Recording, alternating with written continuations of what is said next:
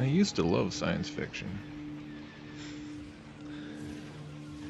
I think I mentioned in my last video that my childhood didn't involve dreams of becoming a real astronaut someday, but it was more filled with dreaming about things like wielding my own lightsaber or flying through the forest of Endor on a speeder bike.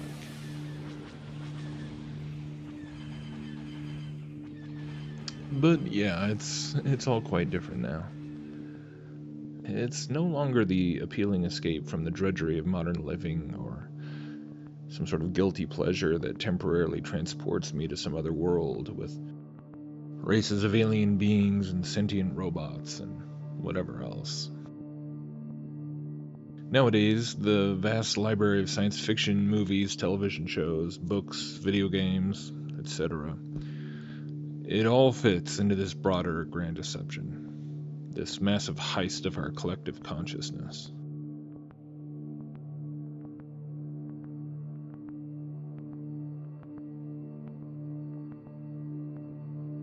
And I find myself just more and more thinking about this whole question of how often does science fiction merely build upon the legitimate existence of scientific and technological reality, and how often is it in fact implanting ideas and concepts into our minds which go far beyond fantastic speculation and just innocent entertainment, but actually preaching a very intentional set of spiritual messages.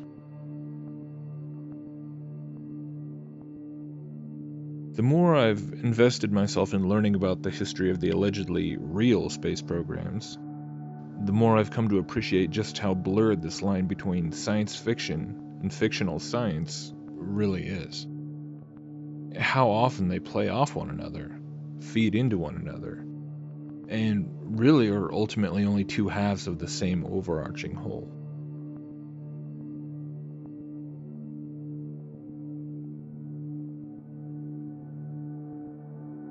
It is truly all propaganda, which works together synergistically to teach humanity that it was from the stars that we were created, and that it isn't going back to the stars where our ultimate human destiny lies.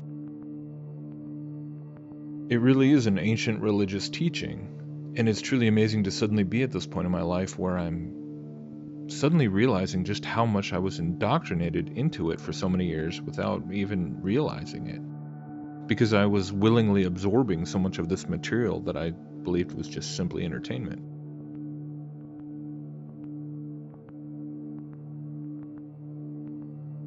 A good friend of mine who's been exploring enclosed cosmology alongside me over this past year just shared something with me. He was flying home from a vacation recently, and he opened up the In-Flight magazine to find an article written by somebody who'd worked for NASA for the last 28 years as a mission planner and engineer.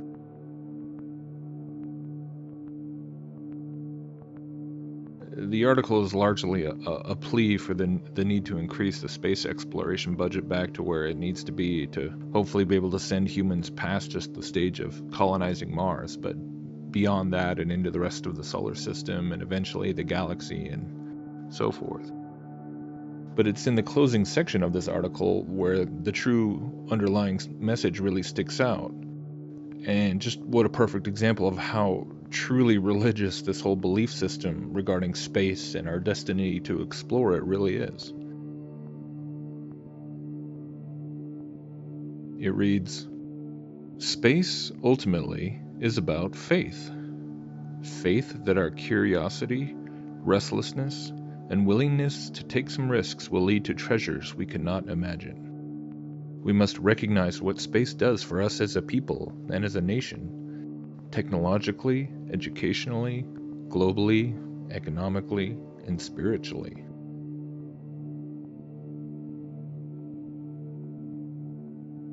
We need a dream. I'm an engineer, so when I dream, I do more than just close my eyes and think happy thoughts. To me, a dream is a vision with a plan, one that strains capabilities to the point of seeming impractical. This means more than a moon base, more than a colony on Mars, more than capturing an asteroid. We can't just commit to a decade-long effort and then turn back. We have to keep on going, up through the gravity well. We'll suffer setback, but will also achieve astonishing goals. If we meet this challenge, we will be known as the generation who opened up the terrain of space, who settled the greatest frontier. Future generations will remember us for our courage and boldness. The gravity well presents today's greatest exploratory challenge and the single best opportunity to move our society forward. If we agree to move up and beyond the gravity well, then the higher we go, the less it will pull us back. Gravity will gradually release its hold, and we will sever the bonds that hold us below the firmament. And then the well becomes a ladder. I mean, are you kidding me? I swear, that's what it actually says. That's how he ends it. He mentions the, quote, gravity well all throughout the article. Firstly, as this this literal function of the gravitational pull of the Earth and the Sun and everything. But then really it's just more of a metaphor for, that which is supposedly holding us back as a species. I mean, it really is all about evolution, and not just in regards to the past, but to the future as well. And sure, the heliocentric Big Bang cosmology is a necessary requirement for a Big Bang theory. That's pretty easy to demonstrate for anyone willing to look. But that's only half of it, and probably not even the most significant half from a spiritual context.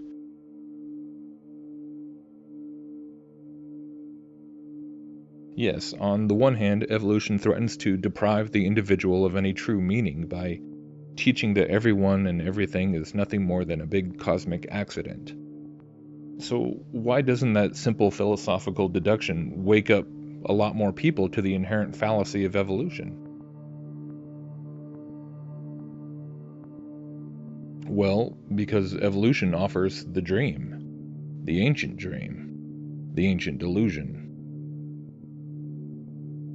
Lucifer's lie. Ye shall be as gods.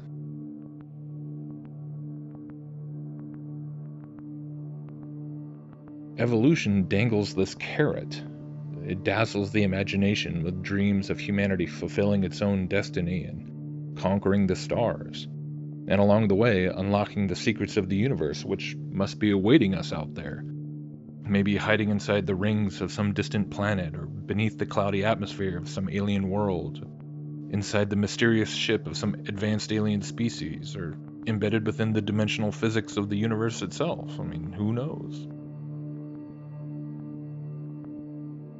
When we start embracing such fantasies, whether it entails things like warp drives and wormholes, or clone armies and alien armadas, or whatever else, what we're really doing is reaching out for that same old forbidden fruit, that old serpentine lie, only in a repackaged, modernized, space-suited form.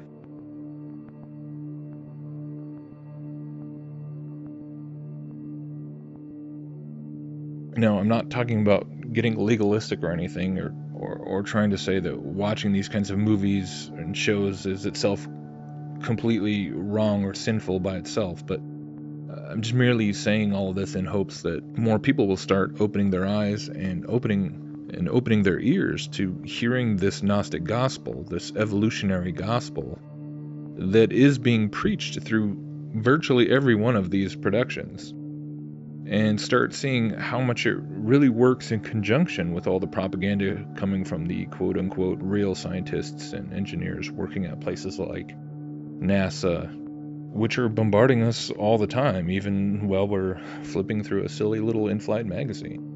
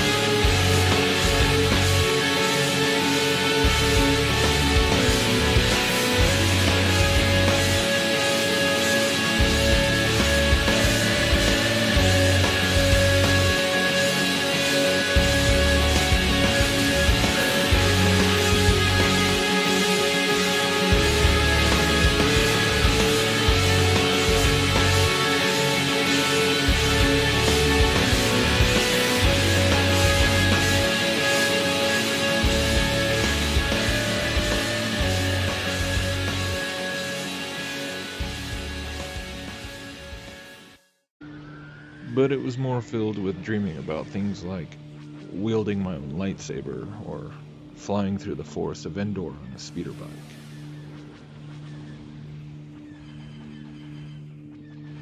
But yeah, it's all quite different now. It's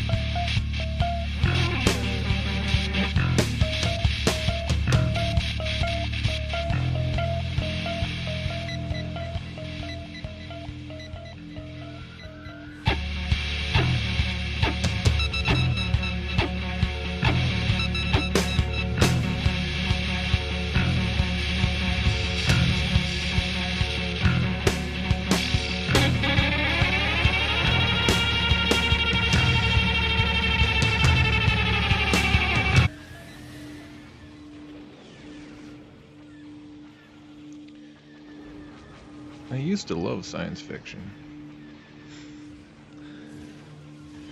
I think I mentioned in my last video that my childhood didn't involve dreams of becoming a real astronaut someday, but